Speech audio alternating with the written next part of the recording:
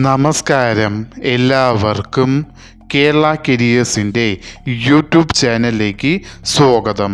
നമ്മൾ ഇന്ന് ഈ വീഡിയോയിലൂടെ നോക്കാനായി പോകുന്നത് Kerala public service commission KPSC gazetted date 30/12/2023 publish ചെയ്ത നോട്ടിഫിക്കേഷനിലെ junior instructor electrician for industrial training department എന്ന നോട്ടിഫിക്കേഷൻ്റെ ഡീറ്റെയിൽസ് ആണ് നമ്മൾ ഇന്ന് ഈ വീഡിയോയിലൂടെ നോക്കാനായി പോകുന്നത്. ഈ വീഡിയോ ഇഷ്ടപ്പെട്ടാൽ ലൈക്ക് ചെയ്യാനായി മറക്കരുത്. അതേപോലെ നിങ്ങൾക്ക് ഡെയിലി ജോബ് അപ്ഡേറ്റ് നോട്ടിഫിക്കേഷനായി ലഭിക്കുന്നതിന് വേണ്ടി Kerala careers YouTube channel subscribe ചെയ്യുക. അതേപോലെ കേരള PSCയുടെ ഡീറ്റെയിൽഡ് സിലബസ് തസ്തിക വൈസായി ലഭിക്കുന്നതിന് വേണ്ടി കേരള കരിയേഴ്സ് എന്ന ടെലഗ്രാം ചാനൽ സബ്സ്ക്രൈബ് ചെയ്യുക. കേരള കരിയേഴ്സ് എന്ന ടെലഗ്രാം ചാനലിൻ്റെ ലിങ്ക് ഈ വീഡിയോയുടെ ഡിസ്ക്രിപ്ഷൻ ബോക്സിൽ കൊടുത്തിട്ടുണ്ട്. ആവശ്യമുള്ളവർക്ക് അത് ഓപ്പൺ ചെയ്ത് നോക്കാവുന്നതാണ്.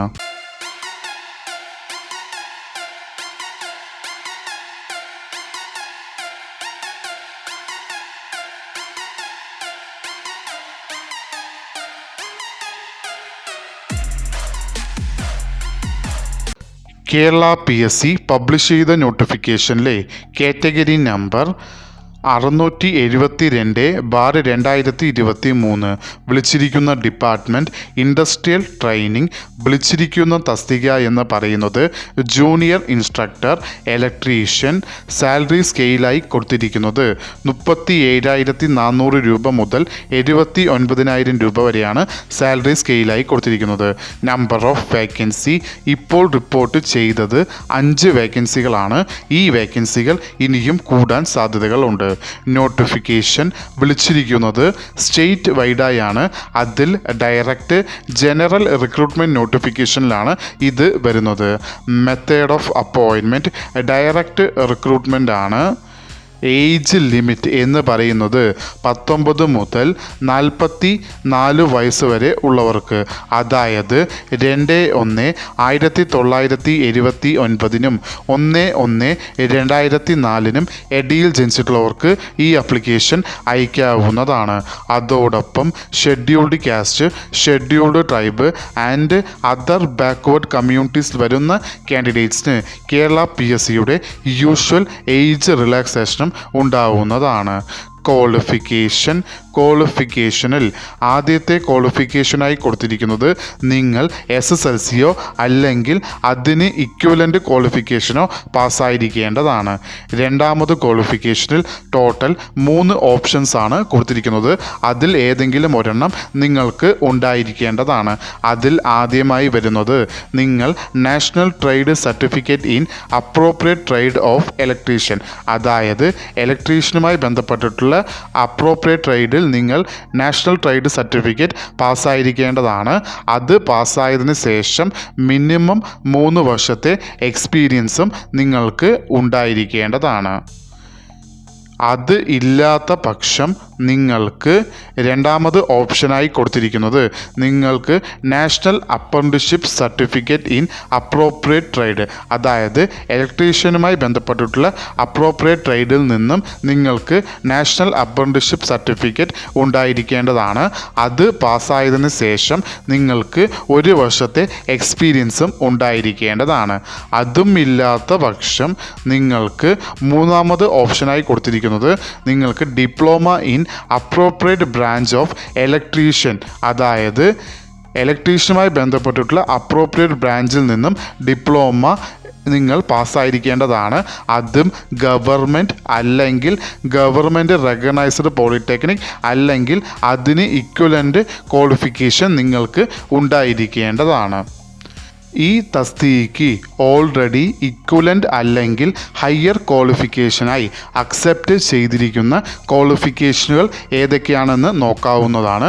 അതിൽ ആദ്യമായി വരുന്നത് ITI അല്ലെങ്കിൽ ITC ഇലക്ട്രീഷ്യൻ. രണ്ടാമതായി വരുന്നത് പോളിടെക്നിക് ഡിപ്ലോമ ഇലക്ട്രിക്കൽ എഞ്ചിനീയറിംഗ്. മൂന്നാമതായി വരുന്നത് polytechnic diploma electrical and electronics. നാലാമതായി വരുന്നത് BTech ഇലക്ട്രിക്കൽ ആൻഡ് ഇലക്ട്രോണിക്സ്. അഞ്ചാമതായി വരുന്നത് ബിടെക് ഇലക്ട്രിക്കൽ എഞ്ചിനീയറിംഗ്. ആറാമതായി വരുന്നത് BTech power electronics and power systems. ഏഴാമതായി വരുന്നത് എംടെക് ഇലക്ട്രിക്കൽ ആൻഡ് ഇലക്ട്രോണിക്സ്. എട്ടാമതായി വരുന്നത് എംടെക് ഇലക്ട്രിക്കൽ എഞ്ചിനീയറിംഗ്. ഒൻപതാമതായി വരുന്നത് MTech power electronics and power systems. ഈ പറയുന്ന ഇത്രയും ക്വാളിഫിക്കേഷനുകൾ ഓൾറെഡി ഇക്വലൻ്റ് അല്ലെങ്കിൽ ഹയർ ക്വാളിഫിക്കേഷനായി അക്സെപ്റ്റ് ചെയ്തിരിക്കുന്ന ക്വാളിഫിക്കേഷനാണ് ഈ തസ്തികയ്ക്ക്. ഇത് കൂടാതെ മറ്റ് ക്വാളിഫിക്കേഷനുകളും ഇതിന് വരുന്നതായിരിക്കും. ഇതിൽ സൂചിപ്പിക്കാത്ത ഏതെങ്കിലും ക്വാളിഫിക്കേഷനുകൾ ഉണ്ടെങ്കിൽ കമൻറ്റിൽ താഴെ രേഖപ്പെടുത്താവുന്നതാണ്. പ്രത്യേകം ശ്രദ്ധിക്കേണ്ട കാര്യം, അതിൽ ആദ്യമായി വരുന്നത് ഏത് കാൻഡിഡേറ്റ്സ് ആണോ വർക്ക്ഷോപ്പ് അറ്റൻഡറായി അതേ ട്രേഡിൽ ജോലി ചെയ്യുന്നത് അവർക്ക് ആ എക്സ്പീരിയൻസ് ഇതിന് ഉപയോഗിക്കാവുന്നതാണ് ഈ തസ്തികയ്ക്ക്. രണ്ടാമത് ശ്രദ്ധിക്കേണ്ട മറ്റൊരു കാര്യം, SC അല്ലെങ്കിൽ ST കാൻഡിഡേറ്റ്സ് ആണെങ്കിൽ അവർക്ക് എക്സ്പീരിയൻസിന് എക്സംഷൻ ഉണ്ടാവും. അതായത് അവർക്ക് എക്സ്പീരിയൻസിൻ്റെ ആവശ്യം ഉണ്ടാവുന്നതല്ല.